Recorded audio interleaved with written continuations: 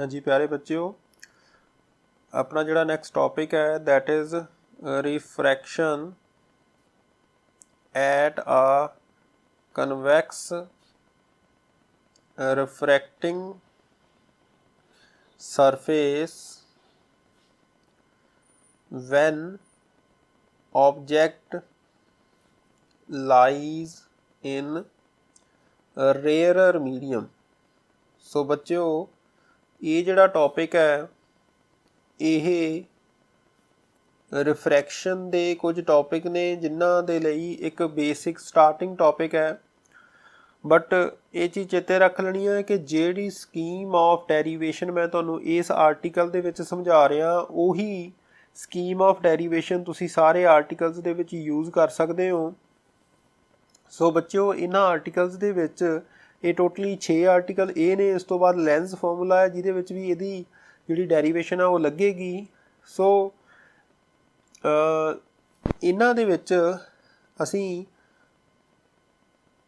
ਜਿਹੜਾ ਆ ਸਭ ਤੋਂ ਪਹਿਲਾਂ ਤਾਂ ਰਿਫਰੈਕਟਿੰਗ ਸਰਫੇਸ ਹੈ ਉਹਨੂੰ ਕੰਸੀਡਰ ਕਰਨਾ ਸਿੱਖਣਾ ਆ। ਔਰ ਇੱਕ ਗੱਲ ਬੇਸਿਕ ਚੇਤੇ ਰੱਖਿਓ ਕਿ ਜਦੋਂ ਵੀ ਅਸੀਂ ਚਾਹੇ ਰਿਫਲੈਕਸ਼ਨ ਪੜ੍ਹਦੇ ਹਾਂ ਅਤੇ ਚਾਹੇ ਰਿਫਰੈਕਸ਼ਨ ਪੜ੍ਹਦੇ ਹਾਂ ਅਸੀਂ ਹਮੇਸ਼ਾ ਆਬਜੈਕਟ ਨੂੰ ਜਿਹੜਾ ਆ ਉਹ ਖੱਬੇ ਹੱਥ ਰੱਖਣ ਦੀ ਕੋਸ਼ਿਸ਼ ਕਰਨੀ ਆ। ਸੋ ਇਹ ਜਿਹੜੀ ਆ ਪ੍ਰਿੰਸੀਪਲ ਐਕਸਿਸ ਆਪਾਂ ਡਰਾ ਕਰ ਲੈਂਦੇ ਹਾਂ ਪੁੱਤਰ।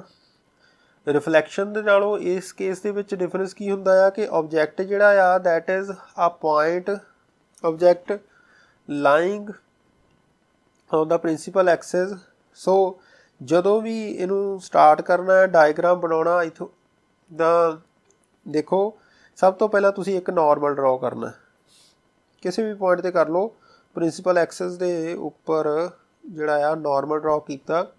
ਸੋ ਜਿੱਥੋਂ ਇਹ ਨਾਰਮਲ ਪਾਸ ਕਰਦਾ ਦੈਟ ਇਜ਼ ਪੁਆਇੰਟ ਏ ਔਰ ਨਾਰਮਲ ਜਿਹੜਾ ਆ ਹਮੇਸ਼ਾ ਸੈਂਟਰ ਆਫ ਕਰਵੇਚਰ ਦੇ ਵਿੱਚੋਂ ਪਾਸ ਕਰੇਗਾ ਦੈਟ ਇਜ਼ ਪੁਆਇੰਟ ਸੀ। ਅਗਰ ਆਬਜੈਕਟ ਦੂਰ ਪਿਆ ਆ ਇਸ ਕੇਸ ਦੇ ਵਿੱਚ ਜਿੱਦਾਂ ਤਾਂ ਜਿਹੜੀ ਰੇ ਆਫ ਲਾਈਟ ਹੈ ਇੱਥੇ ਇੰਸੀਡੈਂਟ ਹੋਈ making an angle I incident ਹੋ ਗਈ ਹੈ ਇਹ। And after a refraction at point A it will bend towards the normal.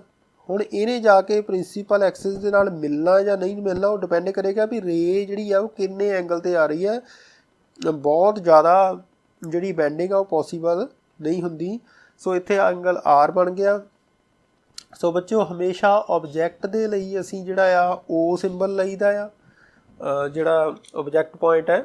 ਔਰ ਜਿਹੜਾ ਇਹ ਪੁਆਇੰਟ ਹੈ ਇਹਦੇ ਇਮੇਜ ਦੇ ਲਈ ਆਈ ਪੁਆਇੰਟ ਆਏਗਾ। ਸੈਂਟਰ ਆਫ ਕਰਵੇਚਰ 'ਤੇ ਹਮੇਸ਼ਾ ਸੀ। ਔਰ ਇੱਥੇ ਇੱਕ ਆਪਾਂ ਨਾਰਮਲ ਡਰਾ ਕਰਨਾ ਹੁੰਦਾ ਪੁੱਤਰ ਜਿਹਨੂੰ ਕਿ ਅਸੀਂ ਐਨ ਦੇ ਨਾਲ ਦੱਸਦੇ ਹਾਂ। ਜਿਹੜਾ ਸੈਂਟਰ ਆਫ ਅਪਰਚਰ ਹੈ that is point P which is termed as a pole. So ਹੁਣ ਇਸ ਤੋਂ ਬਾਅਦ ਜਿਹੜੀ ਮੇਨ ਗੱਲ ਹੈ ਆਬਜੈਕਟ 'ਤੇ ਹਮੇਸ਼ਾ ਆਬਜੈਕਟ 'ਤੇ ਪ੍ਰਿੰਸੀਪਲ ਐਕਸਿਸ ਦੇ ਵਿੱਚ ਹਮੇਸ਼ਾ ਐਂਗਲ ਬਣਦਾ ਆ ਅਲਫਾ। ਇਮੇਜ ਦੇ ਨਾਲ ਜਿਹੜੀ ਪ੍ਰਿੰਸੀਪਲ ਐਕਸਿਸ ਐਂਗਲ ਬਣਾਉਂਦੀ ਹੈ ਦੈਟ ਇਜ਼ ਬੀਟਾ। ਔਰ ਸੈਂਟਰ ਆਫ ਕਰਵੇਚਰ ਦੇ ਨਾਲ ਜਿਹੜਾ ਐਂਗਲ ਬਣ ਰਿਹਾ ਹੁੰਦਾ ਪ੍ਰਿੰਸੀਪਲ ਐਕਸਿਸ ਦੇ ਨਾਲ ਦੈਟ ਇਜ਼ ਗਾਮਾ। ਸੋ ਹਮੇਸ਼ਾ ਜਿਹੜੇ ਸਮੋਲਰ ਐਂਗਲ ਉਹ ਲੈਣੇ ਆਪਾਂ। ਮੈਂ ਇੱਥੇ ਵੀ ਗਾਮਾ ਬਣਾ ਸਕਦਾ ਸੀਗਾ। ਸੋ ਹਮੇਸ਼ਾ ਸਮੋਲਰ ਐਂਗਲ ਜਿਹੜੇ ਆ ਉਹ ਕੰਸੀਡਰ ਕਰਨੇ ਆਪਾਂ।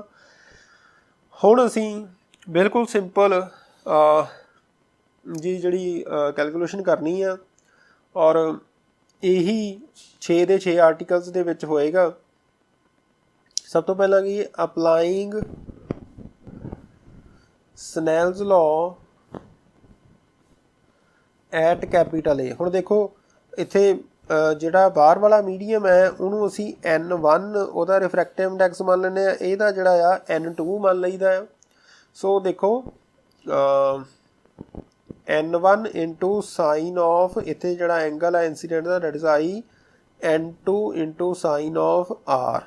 ਸੋ ਇੱਥੇ ਅਸੀਂ ਹੁਣ ਅਪਰੋਕਸੀਮੇਸ਼ਨ ਲਾਉਣੀ ਆ if the angles are small. ਠੀਕ ਹੈ ਜੀ। तो साइन आई जोड़ा that is approximately equal to I and sine R approximately equal to R. जेकर पुत्र रेडियन दे विच एंगल समॉल होवे ना तो तुसी ये अप्रोक्सीमेशन लगा सकते हुंदे हो। सो देयरफॉर जी क्वेश्चन फ्रॉम इक्वेशन 1 तो ये विच पुट करांगे n1i this is equal to n2r ये तुहाडी इक्वेशन नंबर 2 बन जाएगी पुत्र। हुण असी i और r की वैल्यू फाइंड आउट करनी है और उत्थों डेरीवेशन स्टार्ट करके असी उस पॉइंट तक पहुँचना आ ताकि असी जिहड़े आ डिस्टेंसिस हैगे आ ON या कह लीए भी OP PI और PC नूं आपस में रिलेट कर सकीए। सो आओ देखते हैं वो किद्दां करना आ। सब तो पहला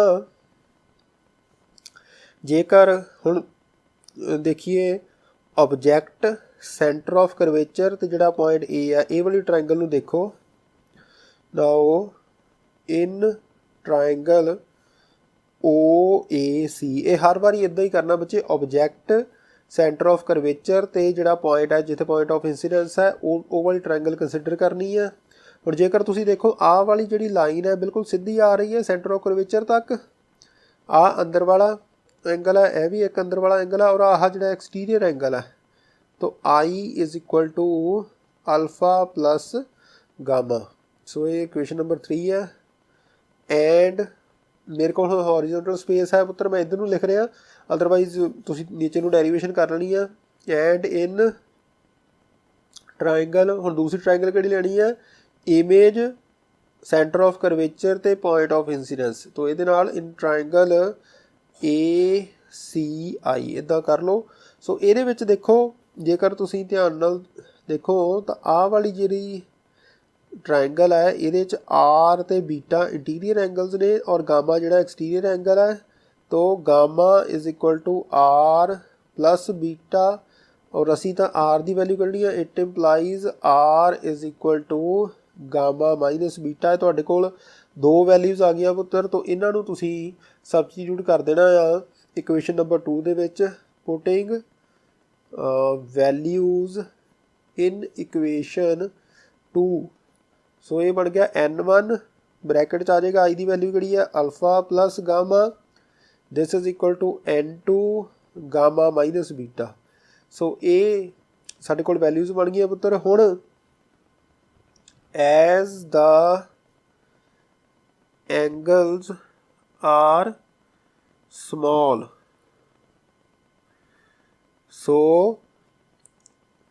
alpha is approximately equal to tan alpha, beta is approximately equal to tan beta and gamma is approximately equal to tan gamma। ये जिहड़ी अप्रोक्सीमेशन आपां लाउणी हुण देखो नाउ टैन अल्फा कितना आ बच्चे देखो जिहड़ा परपेंडिकुलर ड्रॉ किया ना वो इसे काम नूं कीता सीगा कि असीं इत्थे जिहड़ा आ ये टैन अल्फा वगैरह जिहड़ी वैल्यूज़ आ वो लगा सकीए। सो देखो पहला वाली ट्रायंगल आएगी ONA ये विच टैन अल्फा देखो this is AN upon perpendicular upon base ON ठीक है जी। टैन बीटा देखिए देखो जो भी टैन वाली जिहड़ियां वैल्यूज़ जो इत्थे इस स्टैप ते पहुँचना हमेशा असीं इस परपेंडिकुलर दे नाल ही देखना है जिहड़ा भी एंगल दे लई कैलकुलेट कर रहे हैं। So this is equal to AN upon NI ते टैन गामा जिहड़ा आ जाएगा देखो ANC दे विच tan gamma is equal to AN upon NC। So ये जिहड़ियां वैल्यूज़ साडे कोल बन गईयां पुत्र। हुण असीं ये वैल्यूज़ पुट करते हैं। सो इत्थे इक्वेशन नंबर 5 दे विच पुट कर दिंदे आ putting values in equation 5। So देखो की बन जाएगा ये n1 अल्फा की value AN upon ON plus AN upon NC this is equal to n2 into AN upon NC minus AN upon NI। So बच्चों आई थिंक इत्थों तक बिल्कुल क्लीयर होएगा तुहानू। हुण अगर असी इत्थों AN देखो दोनों पासे कैंसल हो रहा मैं इधर लिख सकदा it implies n1 into 1 upon ON plus 1 upon NC this is equal to n2 1 upon NC minus 1/ni। So ये साडे कोल वैल्यू ने पुत्तर एज हुण इत्थे एक होर अप्रोक्सीमेशन है as n lies very close to p। हुण असीं इत्थे अपर्चर जिहड़ा स्मॉल मन्निया ते p ते n जिहड़े लाई करदे क्लोज देयरफॉर साडे कोल की आ जाएगा ON approximately equal to OP then NC approximately equal to PC and NI approximately equal to PI। ये वैल्यूज़ उत्ते इत्थे जिहड़ियां सबस्टिट्यूट कर दिए।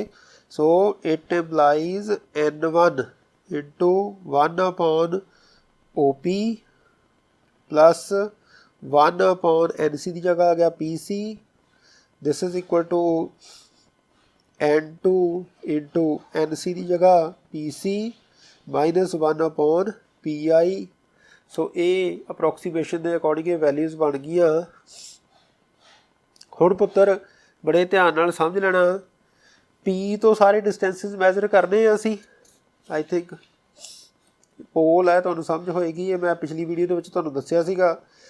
देखो P तो लैके O तक ऑब्जैक्ट डिस्टेंस U, P तो लैके I तक जिहड़ा आ साडे कोल image distance that is V, और P तो लैके जिहड़ा C का डिस्टेंस है दैट इज़ R। ये जिहड़ियां वैल्यूज़ हुण देखो P तो खब्बे हत्थ किहड़ा डिस्टेंस है O दा यानी कि नैगेटिव आएगा, तो आ जिहड़े दोनों डिस्टेंसिस है दोनों पॉजिटिव वाले पासे आ, तो ये मतलब जिहड़ा सज्जे पासे आ तो पॉजिटिव आउणगे। Now OP is equal to -U, PI this is equal to V and PC is equal to capital R। तो ये वैल्यू सबस्टिट्यूट करते हैं पुत्र, साढ़े कोल की बन जाएगा it implies N1 into 1/OP is -U plus 1/R this is equal to N2 1/R minus 1/V।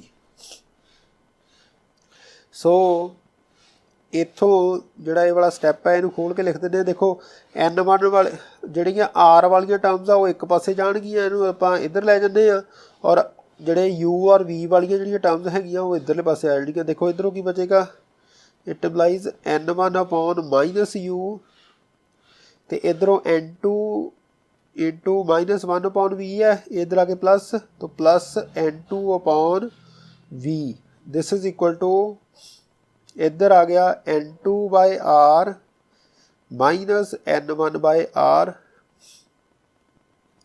सो साडे कोल इत्थों फाइनल फॉर्मूला बन गया पुत्र N1 minus N1/U plus N2/V this is equal to N2 minus N1/R। पुत्र ये तुहाडा final formula आ, और I think कि तुहानूं डायग्राम बनाउण करके सारा कुछ इहदे च क्लीयर होएगा। सो ये तुहाडे फस्ट आर्टिकल की डेरीवेशन आ पुत्र। अगलियां वीडियोज़ दे विच तुहानूं मैं इहदे नाल दे जिन्ने भी आर्टिकल है इसे तरह की वीडियो बना के तुहानूं सारियां जिहड़े आर्टिकल्स है उन्हां नूं एक्सप्लेन करूँगा।